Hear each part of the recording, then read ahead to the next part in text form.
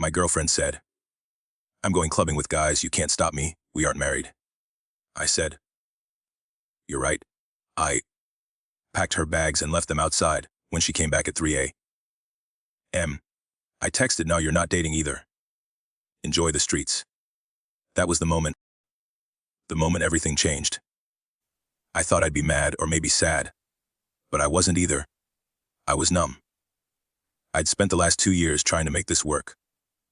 We'd been through a lot, and I genuinely believed we had a future. When she told me that she could do whatever she wanted because we weren't married, something inside me snapped. I'd never been the type to start arguments, but I was always the one who kept things running. I paid the rent. I paid the bills. I did the heavy lifting. And all I ever got in return was her casual dismissals, her constant promises of next week. When it came to contributing financially, at first I let it slide. I loved her. I thought maybe we were just going through a rough patch. But the messages on her phone, the way she looked at me when I asked who else was going, told me everything I needed to know. I had just gotten home from work around 6 p.m., expecting the usual. But tonight felt different. She was getting ready, wearing a tight dress I'd never seen before. Her makeup was sharp, perfect. Something about it rubbed me the wrong way. I asked her if she was going somewhere. She told me she was clubbing with some people from work. I offered to come, but she laughed it off. "No, it's not really your scene," she said. "We're just going to dance and have drinks." I let it go, but something about her tone, her smile, didn't sit right. The night went on. I sat in the living room, staring at the TV, but I wasn't really watching it. Her phone buzzed on the couch, over and over again. The sound was almost too much to ignore. I tried. But when her phone buzzed for the 4th time, I glanced down. "Can't wait to see you tonight," one message said. "Wear that black dress I like." Another one read. "Save me a dance," said yet another, all from different guys. My stomach tightened. She came out of the bathroom, and I asked casually, "Who all's going tonight?" She froze for a second, then said, "Just some co-workers." But her voice had changed. It was defensive. "Why are guys going?" I asked. She shot me a look one I hadn't seen before, sharp and biting. "Yeah, so we're all friends. You don't have to make this a thing." But I couldn't help myself.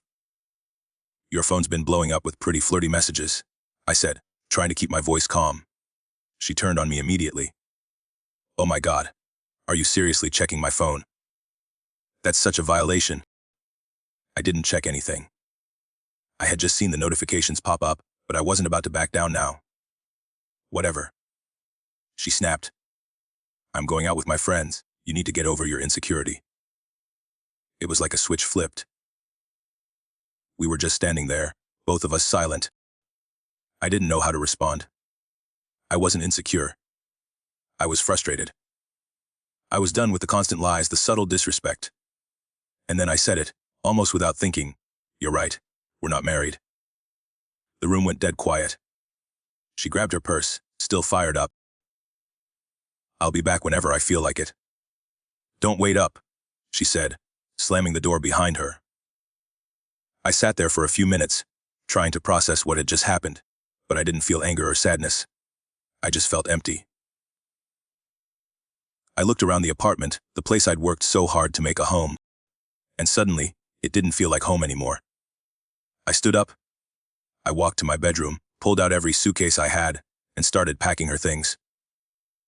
Clothes, shoes, makeup, that stupid stuffed unicorn from the state fair, everything.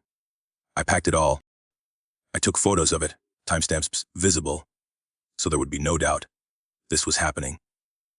No going back. I spent the next few minutes in silence, sitting on the couch, staring at my phone. My mind was racing. I just made a decision that felt huge. But at the same time, it was the only thing that made sense. It was like everything had been building up to this moment. I'd been patient, too patient, for months. I'd let things slide when she couldn't pay her share, when she made promises she never kept, when she went out without a second thought while I was left to handle everything. But that last straw, the one that broke the camel's back, was her telling me I couldn't stop her from doing whatever she wanted because we weren't married. For the first time in a long time, I didn't feel like the one holding everything together. I wasn't the one carrying the weight. It felt like I was the only one holding this relationship up, and I was starting to sink under the pressure. I grabbed my phone and texted my friend, "Marcus, I think I'm done." I packed her stuff, changed the locks, it's over. I hit send before I could second guess myself. Marcus didn't reply right away, but I knew he'd be there when I needed him. Then the quiet set in. The apartment felt too big, too empty without her here. I could hear the hum of the refrigerator and the faint buzz of the streetlights outside. Everything seemed so normal, yet nothing felt right. For the first time in a long time, the apartment felt like mine again. My space. But it was a hollow kind of peace. I didn't know what I wanted from her anymore. I didn't know what I wanted from us. I glanced at the clock. It was almost 7. She'd probably be out for hours. I had time. I stood up, pulled out all 4 of my suitcases, and began the work. I packed her things as methodically as I could. Her clothes, her shoes, her makeup, everything. I didn't even have to think about it. I knew exactly where everything went. From the dusty corner of the closet, to the little corner she kept by the bathroom. I'd seen it all 100 times. This wasn't a messy breakup. This was clean. And I needed it to be clean. It took me almost 2 hours to get everything packed. Every shirt, every bottle of lotion, every picture frame from the shelf. I even packed up the stuffed unicorn she'd won at the state fair. That thing had always annoyed me. But I didn't feel a sense of satisfaction packing it away. It just felt like one more thing to do, like another item on a to-do list. As I worked, my mind kept coming back to her. Olivia, the girl I thought I knew. The girl who used to make me laugh, the girl who used to love me. The girl who now stood in front of me, telling me she could do whatever she wanted because we weren't married. How did we get here? How had I missed the signs? I didn't want to think about it. I just wanted to get it done. I was on autopilot now. By the time I finished, it was close to 10 p.m. I went through the apartment one last time, making sure I hadn't left anything of hers behind. Her face wash was still in the bathroom, so I grabbed it. Her almond milk was still in the fridge, so I poured it down the sink. I took her phone charger, her hairbrush, even the little things I'd ignored for so long. They were all reminders of a life I no longer wanted to live. When everything was packed, I sent a text. "Your stuff is packed and stored in the basement.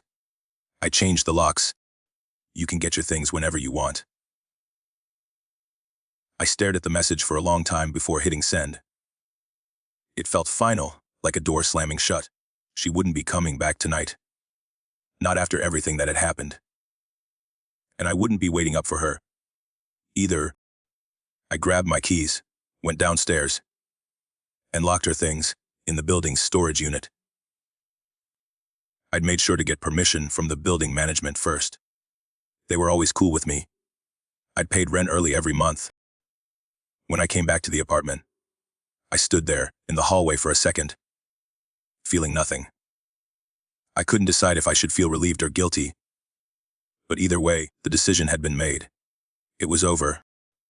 I went back to my room, grabbed the new deadbolt I'd been meaning to install for a while, and started working on it. It didn't take long.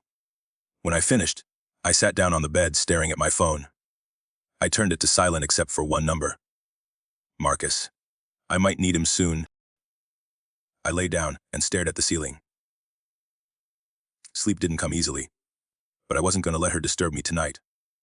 I didn't want to think about how she'd react when she found out. I didn't want to think about what might happen next. All I wanted was silence. Peace. And I finally had it. At 3 a.m., the pounding on my door started. Babe opened the door. She was frantic, desperate. I forgot my key. Please let me in. I grabbed my phone, opened the camera app, and started recording. I held the phone by the door, so I have evidence of everything.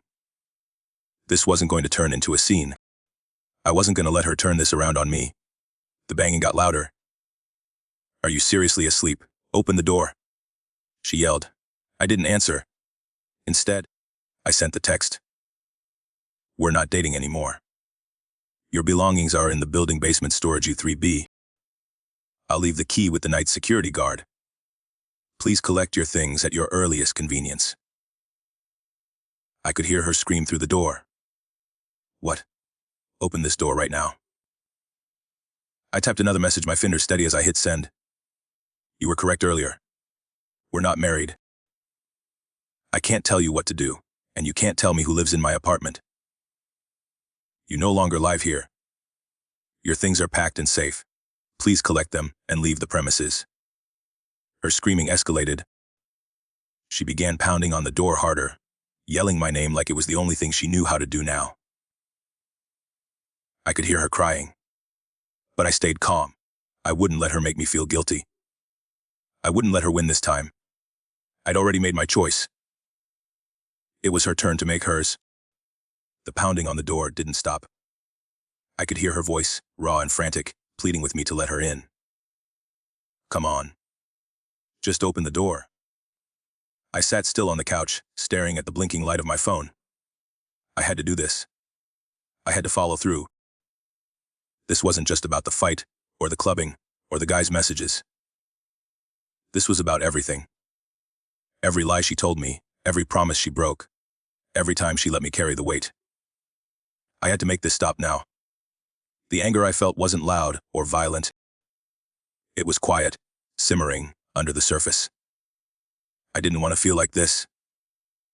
I didn't want her to be crying on the other side of the door, but I couldn't let myself feel guilty.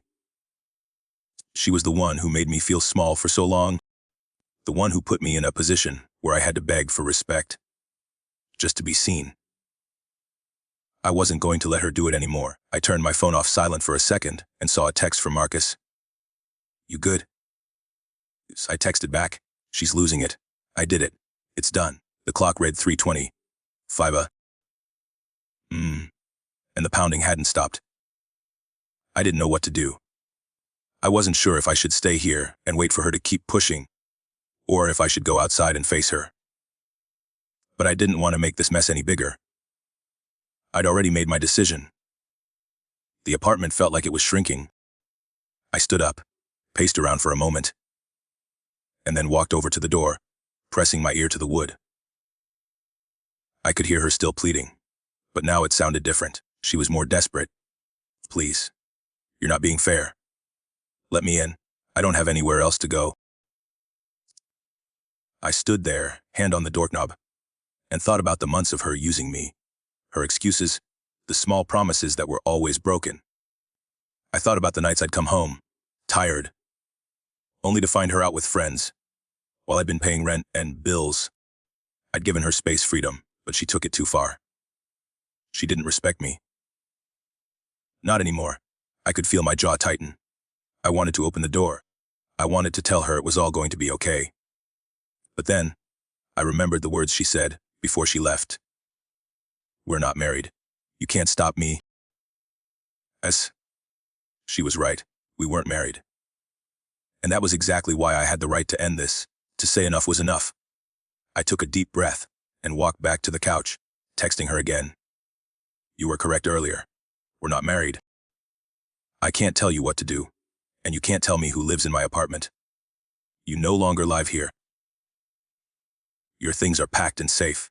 Please collect them and leave the premises. The door pounded again, even harder now. What is this? What the hell is going on? She was screaming now. I'm not leaving. Open this damn door. I knew it wasn't over yet. She wasn't just going to accept it. I wasn't even sure if she could. But I couldn't be the one to back down. I couldn't be the one to let her come back in and make me feel like I was the one who messed up. I had given her every chance to make this work, and now it was too late. I stood by the door for a moment, feeling the weight of what I had just done. My heart was pounding in my chest, but there was also a strange kind of peace in it. Peace in knowing that I'd finally made a decision for myself. Peace in knowing that this was it. No more games. No more excuses. I wasn't going to be her doormat anymore. I heard her starting to cry now, and it felt like a punch to the gut. But I didn't move. I didn't open the door. Then I heard a voice from outside. It wasn't Olivia. It was someone else, a man. Eyes, everything all right here. It was the building security guard. He must have heard the noise by now. I stepped back from the door, walking to the window and peeking through the blinds. I could see the guard, standing in the hallway, looking at the door. Olivia was still on the other side, screaming at him to let her in. I quickly texted the guard. Hey, this is Brett from apartment 4C. My ex-girlfriend is causing a disturbance. I've already asked her to leave. She's refusing to leave and making a scene. Can you help? Sir, the security guard texted back quickly. I'll handle it. So I heard him speak to Olivia. Mom, you need to lower your voice. Other residents are trying to sleep. Do you have proof you live here? There was silence for a moment. Then, I heard Olivia's voice drop, almost to a whisper. I live here. Of course I do. The security guard wasn't buying it. Do you have proof? Is your name on the lease? I could hear the panic in her voice. I don't have it with me right now, but I live here. I do. There was a long pause, and I heard the guard sigh.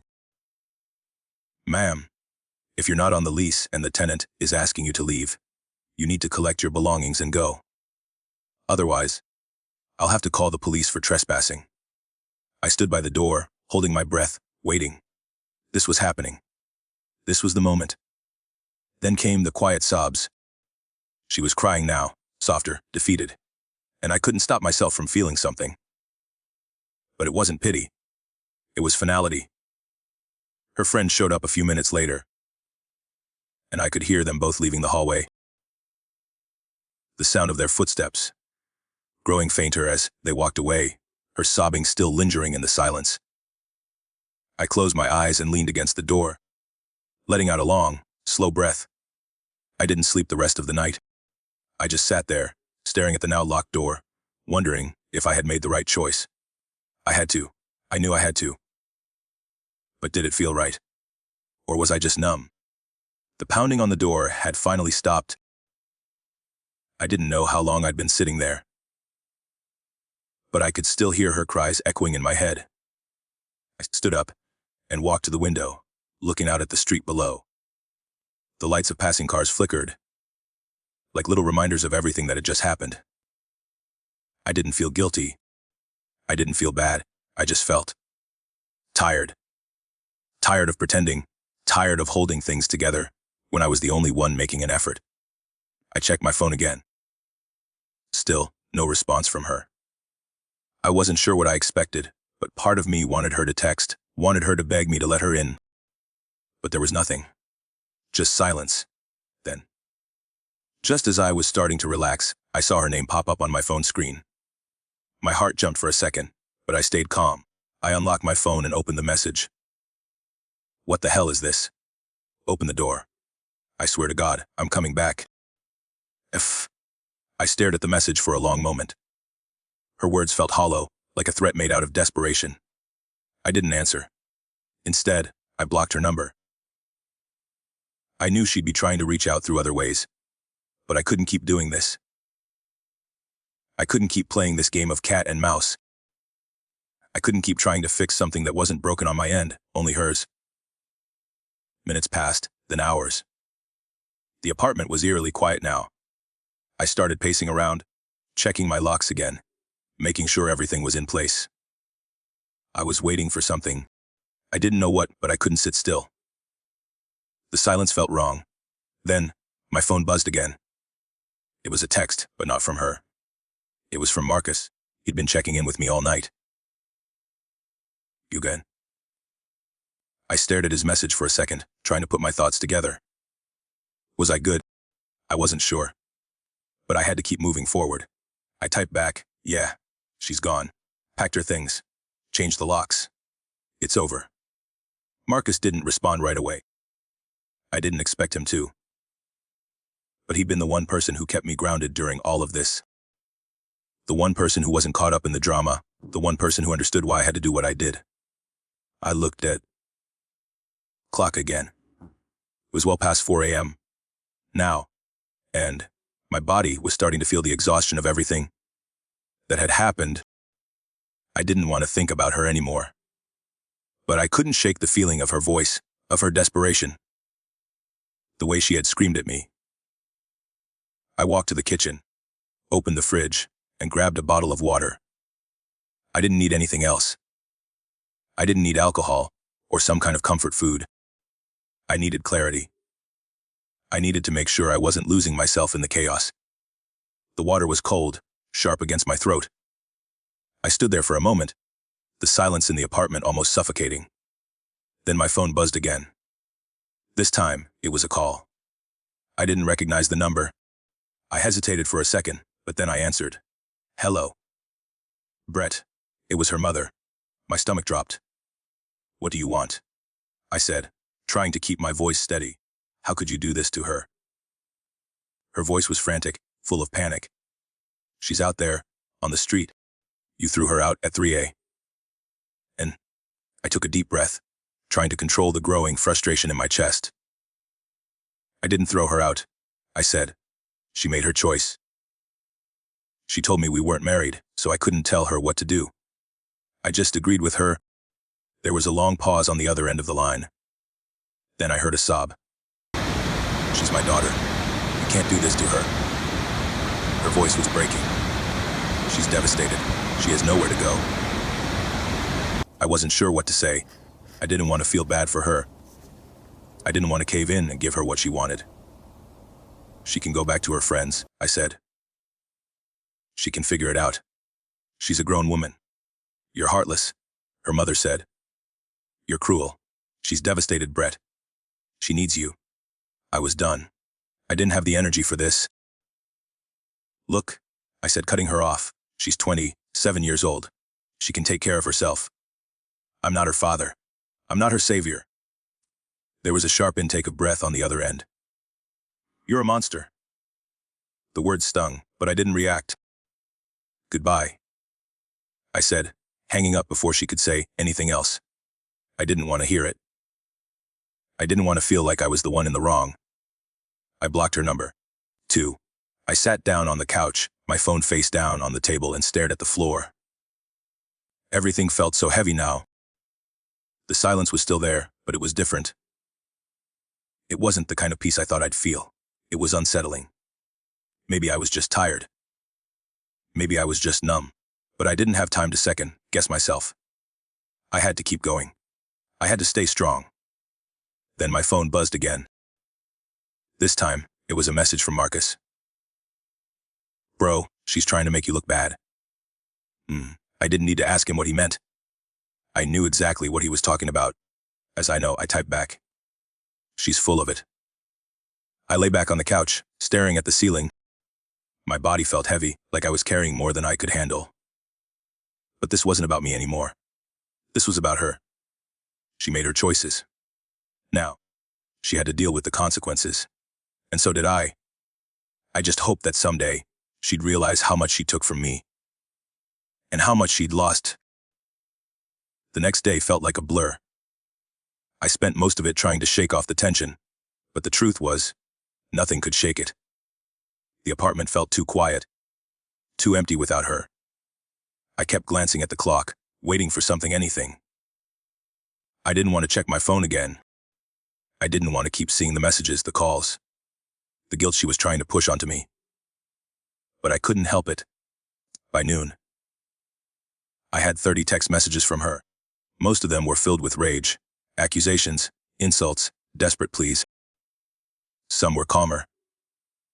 More measured, like she was trying to appeal to the better part of me, trying to find a way back in. But I didn't need to read them. I already knew what they said. She was playing the victim as usual. I blocked her number.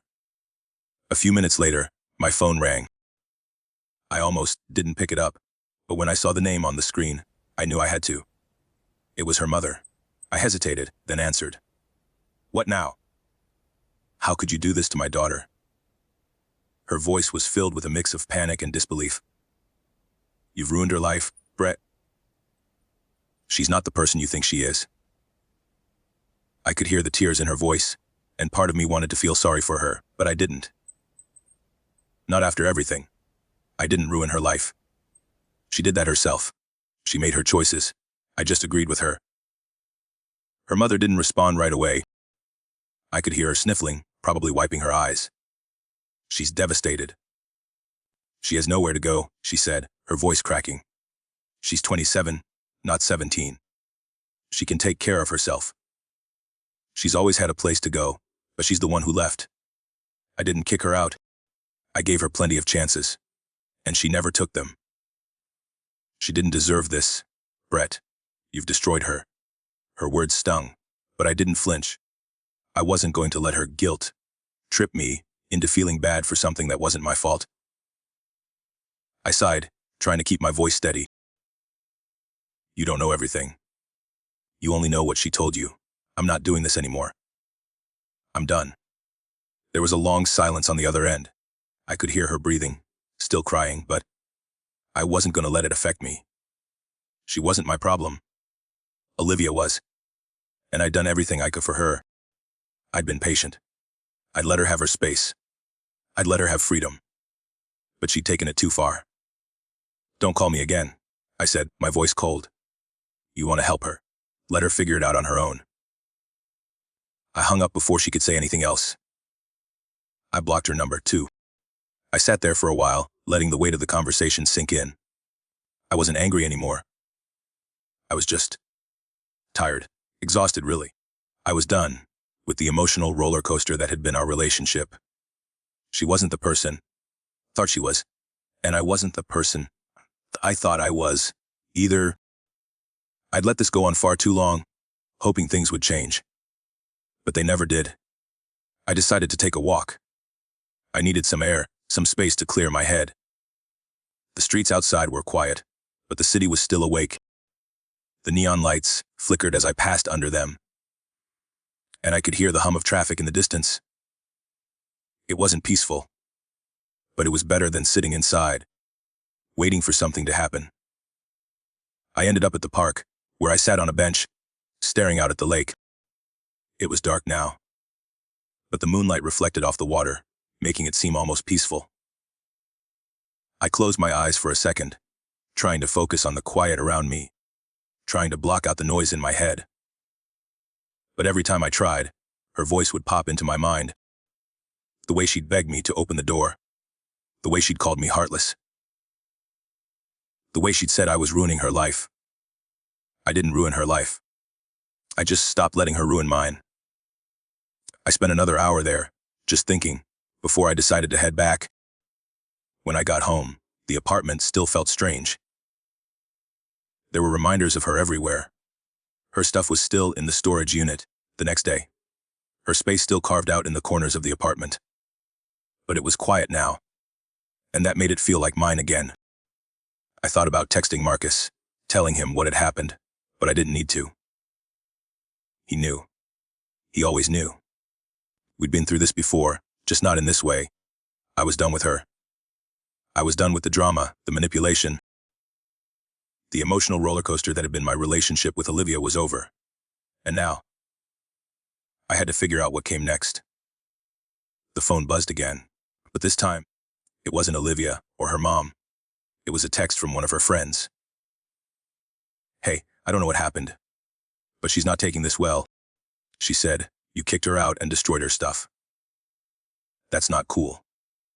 I sighed and leaned back against the couch. It was exactly what I'd expected. She was telling everyone I was the bad guy. I didn't care anymore. I took a deep breath and typed back. She made her choice. I didn't destroy anything.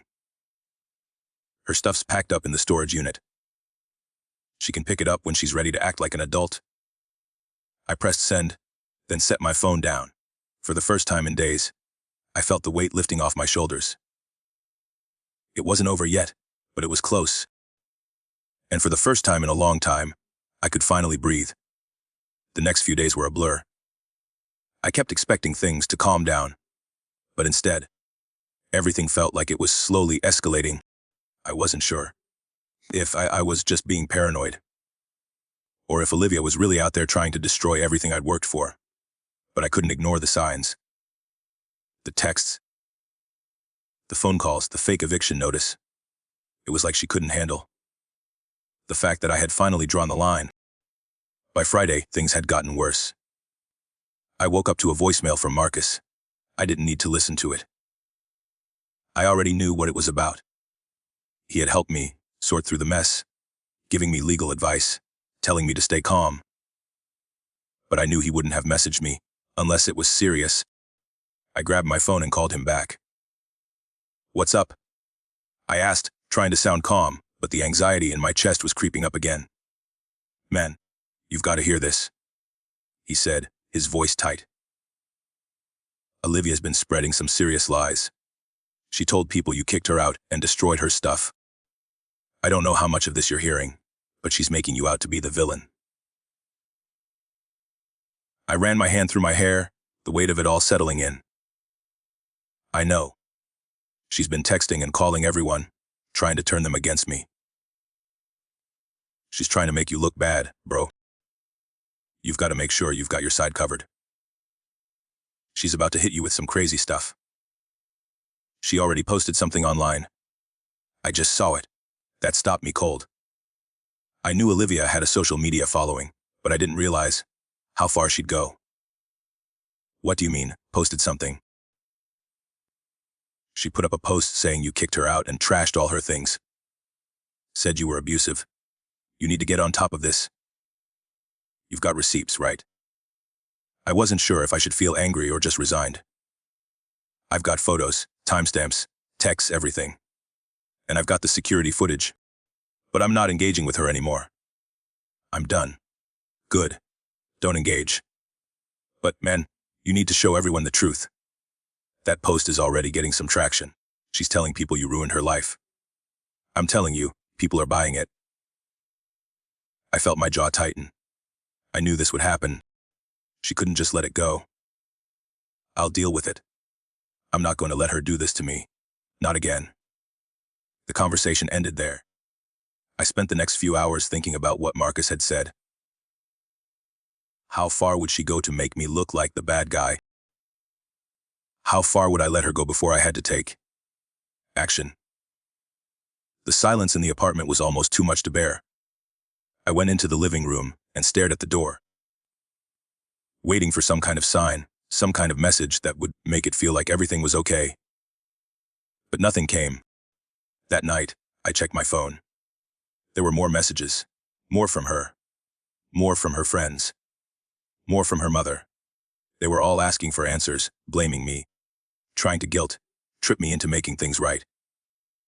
I didn't reply to any of them. I wasn't going to get dragged back into it. Not this time. Then I got another text. This one was different. It wasn't from Olivia. It wasn't even from someone I knew. It was a message from a random number. "Hey man, just wanted to give you a heads up. Olivia's been telling us all that you're crazy and that you threw her out with nothing but her clothes. Just so you know, a few of us are starting to see through it. She's been trying to play everyone." I stared at the message for a few moments, trying to make sense of it. I didn't know who it was from, but the fact that someone else had seen through her act was a small relief. It wasn't enough to stop her, but it made me feel like maybe I wasn't alone in this. I spent the next few hours tracking down the post Marcus had mentioned. Sure enough, there it was, right at the top of Olivia's feed. "I can't believe what he did to me," she had written. "I'm homeless now, thanks to him. He threw me out in the middle of the night, and now I have nowhere to go. I never thought he would be this cruel. He's a monster." I read through it twice. Then I screenshotted the post, knowing full well that I'd need evidence to protect myself. I wasn't about to let her rewrite the story, not when I knew the truth. But it wasn't just the post. It was the comments. People were rallying behind her, saying how horrible I was, how heartless I must be to treat someone like that. The lies were spreading, and there was nothing I could do about it right now. Then, just as I was about to put my phone down, another message came in. This time, it was from her mother. How dare you ruin my daughter's life like this? You think you can just throw her away and that's it? You're heartless. She's devastated. You'll regret this. I took a deep breath. I wasn't going to fall for it. I wasn't going to let her drag me into this mess again. I typed out a response, but before I could send it, my phone buzzed again. It was a notification from my apartment building. I opened it. There it was, an email from the building manager. We have received a complaint from your ex-girlfriend's mother about a possible illegal eviction. We will need to discuss this matter further. I felt my stomach drop. This was exactly what I had been afraid of. Olivia wasn't just trying to ruin me on social media. She was going after me legally now. I knew I needed to act fast. The silence I had felt earlier was gone now, replaced by a sense of urgency. Olivia had crossed the line. She wasn't just manipulating people, she was trying to bring the law into it. And I wasn't going to let her get away with it. I called Marcus. I need your help, I said, my voice firm. She's going to try to sue me. I need to make sure I'm protected. He didn't even hesitate. I got you. Just send me everything. We'll make sure she doesn't get away with it. The reality of what I had done, and what she was willing to do, was starting to hit me. But I couldn't back down now. I couldn't let her win. It was time to fight back. And I wasn't going to stop until the truth was out there. The next few days felt like a storm I couldn't outrun. Olivia wasn't just playing the victim anymore. She was actively trying to tear down everything I'd built. And now it was becoming real. I couldn't believe what I was hearing when I got the call from the building manager the next afternoon. It was like a punch to the gut, and I could barely keep my voice steady. Brett. The manager said, his tone unusually formal.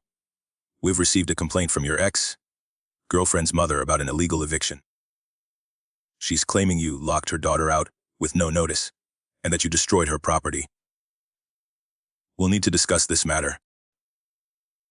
I stared at the phone, feeling my stomach twist into knots. Of course she was going this route. After everything, after all the lies she had already spread, now she was going to bring legal action into it. I had no idea what the nexts were, but I knew I couldn't let this go unanswered. I immediately dialed Marcus. I didn't care about anything else, I needed help. He picked up almost immediately, probably waiting for my call. Marcus, I said, trying to keep my voice calm. I need your help. They're trying to claim I evicted her illegally. I've got a notice from the building, and I'm not sure how to respond. He sighed, but I could hear the steadiness in his voice. All right, slow down. You've got proof, right? Photos, timestamps, texts, everything you've already sent me. They can't touch you, man. But we need to make sure you're covered on all fronts. Do you have a copy of your lease? I grabbed the paperwork from my drawer, scanning it quickly. Yeah, it's all here. My name's the only one on the lease. She never signed anything, never paid rent. She was just staying with me. That's important, Marcus said. We need to make sure they know this wasn't an eviction. She was a guest, not a tenant. You didn't break any laws, but we'll need to be ready for whatever comes next. This isn't over. I didn't like hearing that. I thought I'd be done with this by now. But I couldn't ignore the sinking feeling in my gut. Olivia wasn't just going to let this go. She had to make sure everyone saw me as the villain. And this time, she had a legal threat to back it up. I've got everything documented, I said. I'm not worried about the building. But what if she goes to court? What if this goes public? You've got nothing to worry about. Marcus reassured me, but I could hear the concern in his voice. She's bluffing. Brett. She might try to get you to settle, but don't give in. If she takes it to court, she's going to have a hard time proving she was a tenant. You're in the right, here. But we need to keep gathering evidence. I spent the next few hours going through every document I had, double-checking everything. The security footage, the photos of her things packed up and stored safely, the text messages, where she made it clear she wasn't committed to the relationship anymore. All of it was lined up perfectly. I had a paper trail a mile long. But I couldn't shake the feeling that it wouldn't matter to her. She didn't care about the truth. She just wanted to make me pay. I didn't hear from her again for a while. But then, as the evening drew closer, another text came through. This one wasn't from Olivia. It was from one of her friends. Hey, I know this isn't your fault, but Olivia has been saying some crazy stuff. She said you kicked her out with nothing, that you were cruel to her, and now she's living on the streets. I stared at the message, the sting of her lies hitting harder than ever. She's not living on the streets. I typed back, my fingers trembling slightly as I worked. She's got a place to stay with her friend. She's just making things up. I didn't kick her out, I just told her it was over. She made her choice. I made mine. I hit send and leaned back against the couch, rubbing my eyes. It was exhausting, trying to defend myself against a lie that kept spreading. But I wasn't going to let it break me. The phone rang again, and this time it was Marcus. You okay? He asked, his voice low and serious. Yeah, just tired of this, I said. She's gone too far now. She's dragging everyone into it, trying to get people to turn on me. I just need to get it over with. I get it, Marcus said. But stay strong. This is going to blow over. You've got all the evidence you need. Don't let her drag you into her mess. I knew he was right, but the anger still burned. And I couldn't shake the feeling that Olivia wasn't going to stop until she'd turned my life upside down. Later that evening, I went back to the apartment building's management office to meet with the manager and go over the details of the complaint. The manager seemed apologetic, but I could see the concern in his eyes. I understand this is a difficult situation for you, he said. But we need to make sure everything is above board. We don't want any trouble with the tenants or their families. I nodded, keeping my cool. I've got everything in order. I just want this over. The manager promised to look into it further, but I could tell he was still wary of the situation. I knew it wasn't over, but at least for now, I was doing everything I could to protect myself. That night, as I sat alone in the apartment, I couldn't stop thinking about everything had it happened. Olivia was trying to ruin me, and the more she tried, the more people started to see through her.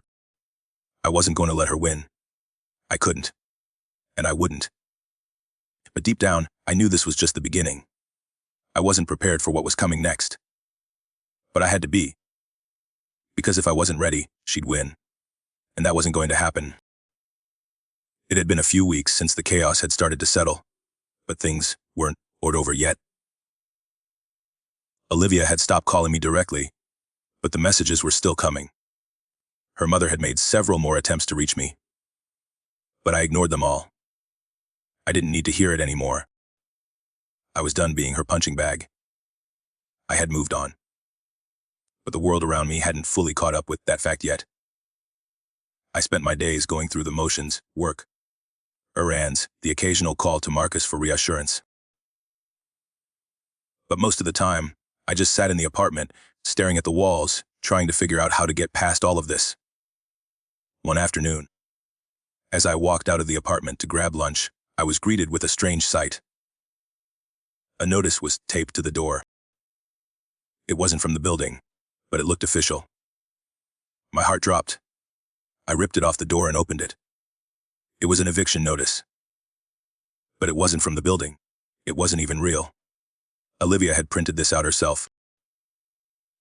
It was one of those generic templates you find online, full of legal jargon, trying to look like a court document. Illegal lockout, tenant rights, a lawful eviction. The whole thing was a joke. I couldn't help but laugh, but a part of me knew it was just another attempt to get me to back down, to make me feel like I was in the wrong. I sent a photo of it to Marcus. His response was immediate, fake as hell. Don't even waste your time. Keep it as evidence for harassment. But don't engage with her. This is the kind of thing she's going to do to make you feel like you have to fix it. But you don't, say. I sat down on the couch, still holding the fake eviction notice in my hand. It was pathetic, really. She couldn't even come up with a decent lie. It wasn't even good enough to be a real threat. But it was part of her pattern. She was doing everything she could to drag me back into her mess, to make me feel responsible for her actions. A few hours later, I was back at work. The office was quiet, and I was trying to focus on something, anything, to take my mind off things. But then I saw her, Olivia, standing in the waiting area. My heart skipped a beat, and for a moment, I didn't know what to do. She was there, tears streaming down her face, makeup smeared.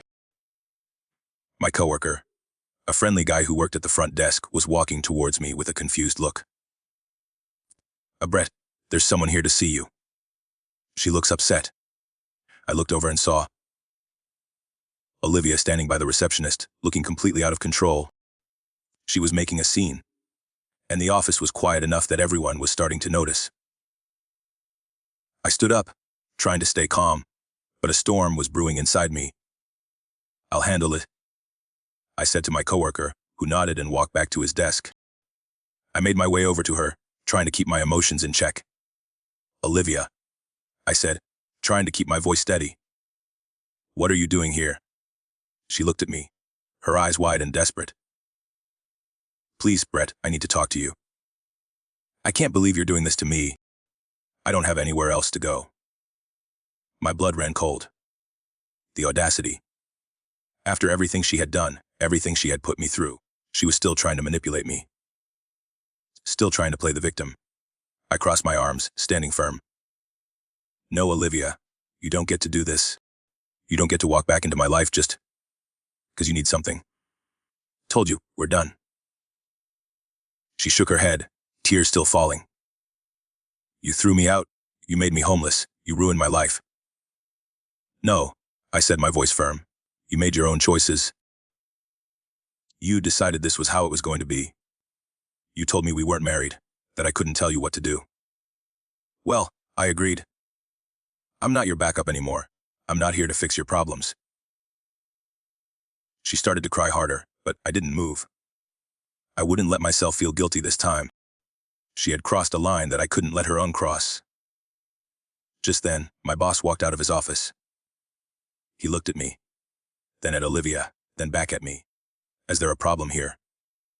I took a deep breath, keeping my voice calm. She's my ex-girlfriend. She's not on the lease. I asked her to leave after she made it clear she wasn't interested in a real relationship. My boss looked at Olivia, then at me, and nodded. "'Kay, ma'am. I'm going to have to ask you to leave. This is a workplace, not a place for personal disputes." Olivia's voice cracked as she shouted, "He locked me out of our apartment. He's ruining my life." She was practically sobbing now, but my boss didn't flinch. "Ma'am, you need to leave the premises now, or I'll call security." I turned away, walking back to my desk, feeling the eyes of my coworkers on me. It wasn't easy. It never would be. But I couldn't let her back into my life. Not after everything. The rest of the day felt like a blur. I didn't want to deal with it. I didn't want to think about her. But as I drove home that night, something felt different. Something had shifted. I pulled into my parking spot and sat there for a moment, my hands on the steering wheel. I realized I wasn't looking for closure anymore. I didn't need her to apologize or to feel sorry for what she had done. I just needed peace. And that's what I was finally starting to find. I walked into the apartment, locking the door behind me, and for the first time in a long time, I felt the weight lift off my shoulders. I wasn't carrying her anymore. I wasn't carrying the guilt, the expectations, or the manipulations. It was just me now. And for the first time, that felt enough. A few days later, I got an email from my apartment building's attorney. Olivia had tried to involve them in her fake eviction lawsuit, but the attorney sent a cease and desist letter telling Olivia to stop making false claims or face legal consequences. It felt like the final nail in the coffin. She was done. I was done. That evening, I got a message from one of the guys who had been on the receiving end of Olivia's lies. He messaged me to say that Olivia had been telling him she was single and trying to hook up with multiple people. That night, he and the others had all backed out when they realized what was going on. I didn't respond. I didn't need to. Her lies were unraveling, and I didn't need to be the one to expose them. The truth was coming out on its own. And as much as I hated to admit it, she was finally paying the price for everything she had put me through. I sat back in my chair, thinking about everything that had happened. Maybe it wasn't the way I had hoped things would go. But in the end, I had finally found my peace. I hadn't destroyed her life. She had done that herself. I just refused to let her destroy mine.